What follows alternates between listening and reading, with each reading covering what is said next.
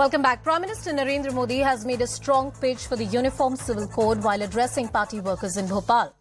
The Prime Minister said that Indian Muslims need to understand that some political parties are misguiding the community.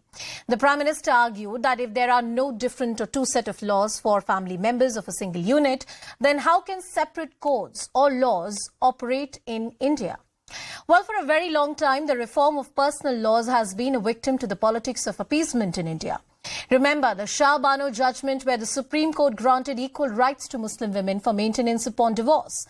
The elected government of the day at the centre stepped in and subverted the reformist move of the Supreme Court by bringing in a special law.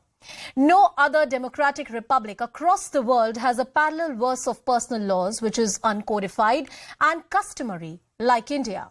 The lives of women from various communities are still governed by these archaic extra-constitutional so-called laws. The issue of Uniform Civil Code is the issue of equality of rights. It is less a question of uniformity or practice, but rather an issue of guarding constitutional rights enshrined in Indian Constitution. While the search for a perfect time for the implementation of the Uniform Civil Code is an argument of absurdity, there can be no perfect time, and the best time is now to make UCC a reality. Our focus on brass tacks tonight.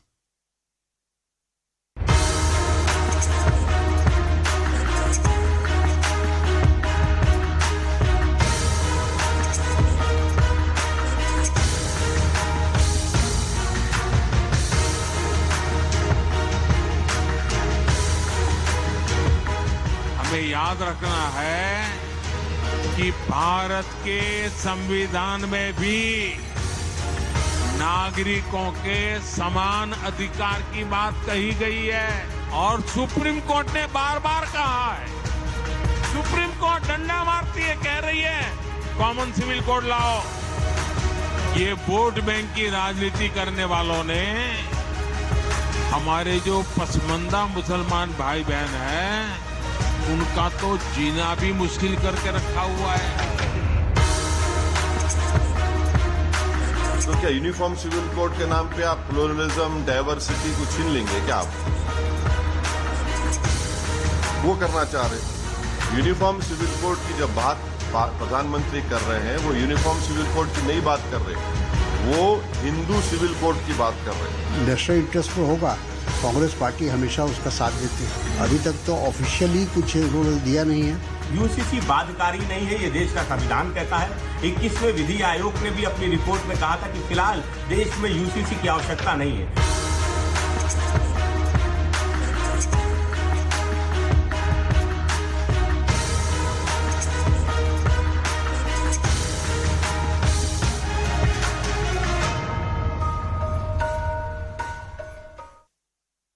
Well, joining us on the broadcast is another special guest. We have Mr. Mahesh Jethmalani, who's a member of Rajya Sabha and also a senior advocate at the Supreme Court. Thank you, Mr. Jethmalani, for speaking with us and joining us on the show tonight. Today, we talk about a very important issue, the Uniform Civil Code. I'm sure you're aware the Prime Minister has spoken on this issue, and he says in one family, there can't be two set of laws. The set of laws, even the personal laws, need to be uniform in this country. I just want to understand from you, there are various criticisms when we talk about a uniform civil code. There's the argument of diversity, there's the argument of timing, the right politics and posturing. How do you see this as a student of law? Is the time ripe and correct for us to have a UCC? Well, diversity is undoubtedly a good value. But the point of the matter is, diversity can't be used as a smokescreen for oppression. Now, diversity doesn't mean, for instance, that you have triple talaq and subject women to, the vagaries of a man's whims and fancies, and the breaking up of the marital cord on the recital of 3 words. So, I think we're making a little bit too much of diversity. Diversity also needs to be reasonable. So when critics talk about diversity, I think the answer is that, listen, there are other values which are more laudable than just diversity. And one is equality in the case of women. And also, upholding the sanctity of marriage, I suppose, to some extent. There are various people who argue that there is the sixth schedule of the Constitution. There are various special tribes and communities recognized, say, in the northeast of the country, which is a matriarchal society, some segments of it. And to have a uniform civil code is not something which various communities or their religious bodies are opposing. But even under the sixth schedule, it is constitutionally a very problematic concept. Do you agree with that, sir? Well, I'm not saying it's not free from all problems, but that doesn't mean you don't make a start, right? And certainly all stakeholders will be taken into consideration. Their views will be called for, considered, mulled over, and then, you will get... But a start needs to be made. I mean, it's a constitutional mandate of 75 years now. Our Constitution, Article 44, contemplates it. So, so how long is this going to go on? There are always going to be archaic practices. There are always going to be some customs and conventions. But ultimately, the purpose of a uniform civil code is to bring civil life with some uniformity, but more than that, afford dignity to all. It can't be a backwater issue. It's got to be now, conforming to modern notions and even our present constitutional morality. So, and modern notions of what constitutes dignity and equality, etc. Mr. Jethmalani, I believe, as while covering the Supreme Court, looking at our judgments in the last 1 decade, I have found that the tone of reform in our country, especially pertaining to personal laws, is somewhere hijacked by this super, hyper-vigilant notion or these phobias of, look, the diversity is under attack. We are not able to have a sane discussion as far as reform in this country is concerned, especially when it comes to personal laws. Any kind of reform, whether it's coming from the government or even the Supreme Court of India, has been resisted and even overturned in this country. Do you believe the time is right, the political atmosphere is right? Because there are many people who argue, look, the political atmosphere is not right, we need to wait for the elections to get over. No, I don't think so at all. I think, in fact, it should be an election issue. I really think that it's now time to test this issue. The BJP has had it in its manifestos for a long time, and it's going to implement it going into the next election in 2024. I think it needs to be tested. And I think it's a very serious issue. And we've had our forefathers who, as I said, debated for long periods of time on the issue of the Uniform Civil Code, and then incorporated it in Article 44. So it's a constitutional mandate. It's time now, and Supreme Court from time to time, as far back. The government. The Shah Bano has been reminding the government about its constitutional responsibilities to implement directive principle, and this is a good cause. It doesn't oppress anybody. Everybody is going to have to give up those, angularities in its religion, those prescriptions of their religion, which don't conform to, sensible or rational practice. I mean, it has to be. Yeah, there are, once upon a time, even the West didn't, provide franchise to slaves and women, and all that has changed now. So notions keep evolving, and especially notions of equality and dignity. What would you like to tell those critics who call the argument or the cry for a uniform civil code a way to target the minorities for political gain? Let me just say this. I've already said something about the diversity mantra, right? But now diversity, which ought to be really a liberal concept, right? It's now becoming the mantra of arch conservatives, of fundamentalists, and doctrinaire espousers of religion. I think this has to stop now. It is time now that, and nobody better than Prime Minister Modi, with the mandate and support he has, to fulfill India's constitutional destiny, and bring it completely, into modern notions of, as I said, egalitarianism and dignity, and face the. He's got to now take the bull by the horn, right? No matter what the criticism is, right? Ultimately, it is going to be debated. It's not going to be forced down anybody. It's going to be debated. Everybody will see, and everybody will see the rights and wrongs of anything that's being done.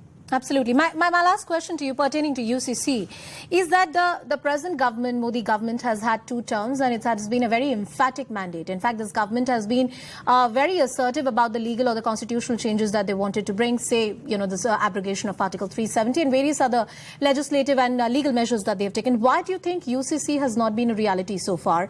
And in your understanding, the UCC, bringing of UCC and making it a reality, would it be one stroke of a statute? Or would we require a series of legislative methods and statutes to make it a reality in India?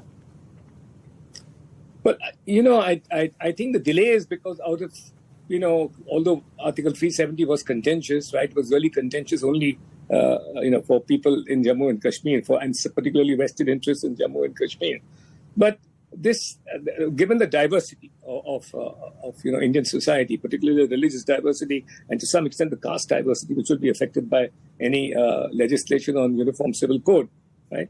This had to be carefully considered, sorted out, and there's been a simmering debate going on even in the courts for a long time. Right. And aspects of it, for instance, the hijab issue, triple talaq, all the nikah halal, which is pending right now. All these, had we had a uniform civil code in place, there wouldn't have been so much time taken in the courts for all these, issues, frankly. So I think, just one strong reason also for doing this is that, we are cluttering the court with issues, of social life, which could be resolved at one stroke of a statute, by one statute. The courts don't need to decide what is written in Quran or in Gita, and perhaps this is a job which is best left to the legislature. Sir, thank you so much for sharing your thoughts as far as Uniform Civil Code is concerned, and I'm sure this is going to be a very intriguing debate.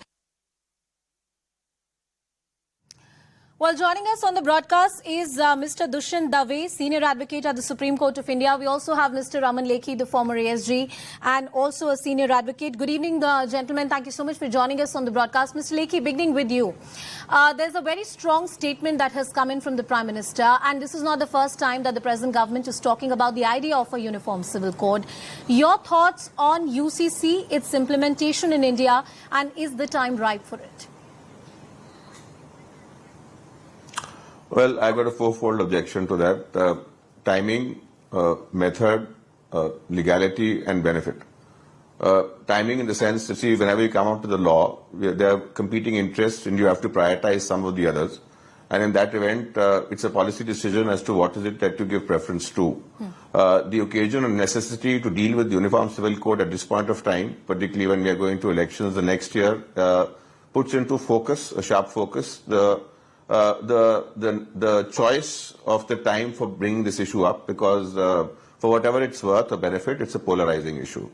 And so far as the method is concerned, the method would entail a central enactment. Central enactment because of the residuary part, because otherwise the concurrent list is not exhaustive enough in any case. And that is an impact upon the federal principle, and the residuary power has been invoked as an exception, not the rule, and merely because it's legal would not necessarily justify its implementation. The third is the legality, the assumption that Part 3 of the Constitution governs it, and therefore certain aspects of it will in fact impact the rights. I mean, the Supreme Court has held the country. I have my reservations about the view of the Supreme Court, because I don't think Article 13 will cover personal laws, considering the other provisions of the Constitution, including 44 and the 7th Schedule. So the very basis of bringing it about. And fourthly, insofar as the benefit is concerned, you see, we don't need to follow the French method in any case, and we have our own distinctive culture, and our culture, in fact, celebrates diversity. Any kind of uniformity, in fact, enforced uniformity, and one which is in some way superimposed from above, may have consequences quite contrary to what is actually intended. I am not for a moment suggesting that individual aspects of particular laws don't need change, and I personally feel that that will be a progressive change and is warranted, but I would require the timing to be better, the method to be thought out, and so far as the approach is concerned, rather than from being comprehensive, being incremental, and focusing on areas which require immediate attention rather than an all-out approach for a comprehensive change. Mr. Dave, I'd come to you. Why is it that the Uniform Civil Code or the debate around UCC is heavily political in our country, and I'm sure that's inevitable. It will happen. But it also needs to be seen from the prism of gender rights, equality of women. There are various facets of personal law which are highly discriminatory against women. There are different other facets which are problematic in other ways.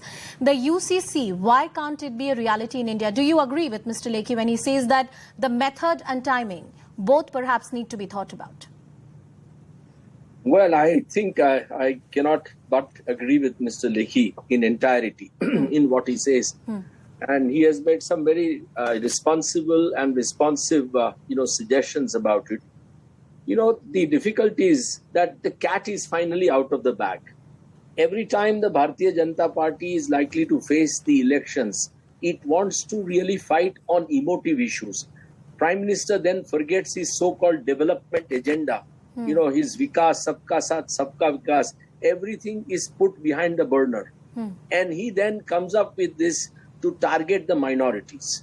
And this is very unfortunate because the Prime Minister or BJP do not need this. They are a responsible party. Prime Minister today is the most popular leader in the country. Many of us may not perhaps wish that Prime Minister becomes so popular, but he is popular. We have to accept it. Therefore, he doesn't need to. Now, most important thing is this, that when the Mughals came to India, they did not impose Sharia law in India. Why is it that we are trying to do something which even the Mughals did not perpetrate in this country? They could have easily, because they came from Central Asia and they were following Turkish and other laws, but they did not impose Sharia law. The Hindu law, Hindu customs, Hindu traditions were all allowed to go side by side with the Muslim law, which was being enforced amongst the Muslim community. So I feel that, yes, the timing is disastrous. We speak about unity in diversity, and yet we want to talk about these kind of issues which are completely irrelevant to my Please allow me an interjection. In most democracies across the world, and you understand law much better than me, you tell me one country which has a parallel system of personal laws and a modern democratic nation like India has. There might be certain facets of it, but the manner in which there's a whole scheme of personal laws which are almost immune in many ways after Narasu Appamali to the judicial scrutiny is very, very problematic in Indian law. And I also want to understand this from you. As a student of law and politics, where does one draw the line that this is about targeting of minorities and this is about reform? Because often in Indian history, any kind of reform, even when it was coming from the Supreme Court in the Shah Bano judgment, it was often seen as an attack on the minority community of this country. No, I am not about minority, attack on minority. I am only saying that this is a political game. What is important is this, that Prime Minister Modi's government appointed Justice B.S. Chauhan to head the Law Commission of India. And Justice Chauhan, after an thorough and extensive study, after having received more than 75,000 representations from people across the country, concluded that UCC is neither necessary nor desirable. Now, this was 2018 under Prime Minister Modi's government. Now, it is therefore very shocking that you appoint a commission gives a report, and yet you want to start this debate for no reason. So forget, the legalities have been examined by the Law Commission of India. It is ultimately the body which advises the government as to which laws should be brought, which laws should be amended, what should be done and what should not be done. So it's not just me saying that. This is what the Law Commission has said. So I personally feel, and there are many, there are extremely complicated issues here. For example, under the Constitution, the Article 371 and 6th Schedule provide a very certain specific, protection to many communities in Mizoram, Nagaland, and many other states. And in fact, sir, that was one issue that was mentioned in the last report of the Law Commission as well, under Justice Chauhan, as you mentioned. There are matriarchal societies there in Northeast. I mean, where women are all, powerful. Mr. Lekhi, then how is it that we should deal with problematic aspects of certain personal laws? Say in Islamic personal laws, Mr. Aman Lekhi, even today, polygamy is permitted. The age under which a woman can be legally married off under the Islamic personal law is once she attains puberty or, after 14 years of age. These are aspects of the personal law which are problematic in nature. A huge body of the Muslim personal law is uncodified in nature, forget statutorily recognized. scrutinized. And these are problematic aspects that need to be dealt with the spirit of reform rather than with the tone and tenor as if this is some kind of targeting of the minorities. Well, I don't agree with the way in which this is framed. With all due respect to Mr. Dave, I would not frame it as a Hindu-Muslim issue, and I would definitely not bring in politics into it. I think this is a very serious matter, and that's precisely why I have objections. Because it's a serious matter, and it's a matter which does require attention, and I feel that aspects of which do need change, and we have necessarily to scrutinize it and bring about some element of egalitarianism in a society which is in some way retrogressive on those terms and treats a large section of its own population unfairly.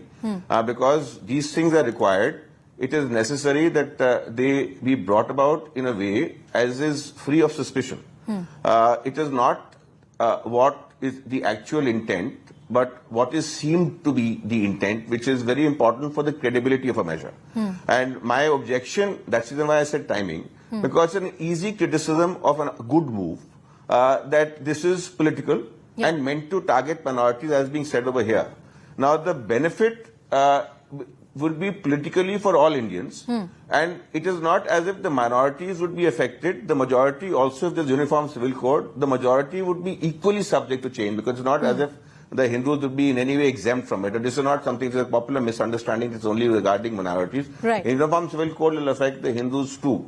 What I'm saying is that because it's an important measure, we have to approach it in a manner as it vindicates its significance, rather than in some way condemn it to a controversy and let it lose its efficacy for all times to come. Yes. What is at issue is the destiny of a country. And a destiny of a country has necessarily to accommodate all interests. An accommodation of all interests warrants taking them into account in a sober, sensible way and not bringing it only as a propaganda tactic. Absolutely. The measure, as you very correctly said, the measure is significant, but the method has to be equally wise. And I'm not...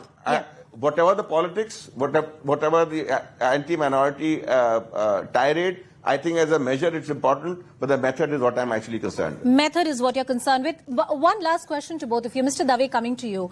When the reform has come in for any community, even during the Hindu Code Bill when it was being implemented in India, there were protests by certain right-wing organizations belonging to the majority community. And similarly, things have been seen from the various Islamic groups and various Muslim bodies, say the All India Muslim Personal Law Board. Each time there has been an attempt for some kind of reform in personal laws, including the moves that have come in from the Supreme Court of India. I want to understand the timing bit. Can there really be an ideal time or method for reform which is so uncomfortable, politically uncomfortable, socially uncomfortable in a diverse country like India? Mr. Dave. Let me say, first and foremost, I have great affection for my learned friend, Mr. Lekhi. And while he says that he disagrees with me on my statement, he actually agrees with me when he says timing and method are important. Yes. So that really shows that this is nothing but a political measure. Secondly, on your polygamy aspect, the Law Commission found that, in fact, amongst the Muslims, polygamy was the least. It was tribals was 15.25%, Buddhists was 9.7%, Jains was 6.72%, 5.8% amongst Hindus, and amongst Muslims 5.7%. And the Supreme Court has in fact said in one judgment that this kind of a bigamy which is prevalent amongst the Hindus is shocking. So this argument of four wives and some 20 children and all that is nothing but to create some kind of an unfortunate situation in this country which should be avoided. Okay. Secondly, that look, ultimately, what is it that you want to do? Reforms? Of course, everybody must agree to reforms. Mr. Lekhi and I both are unanimous that reforms must be brought. Now, Supreme Court brought the first reform by saying talaq is not the right way of going about divorce amongst the Muslims. And women today in this country are protected in many other ways, including by virtue of Article 14 of the Constitution. Take, for example, Hindu women. The daughters, despite the Hindu law amendment in 2005, how many families do you know in India who are willing to give equal share to the daughters in family?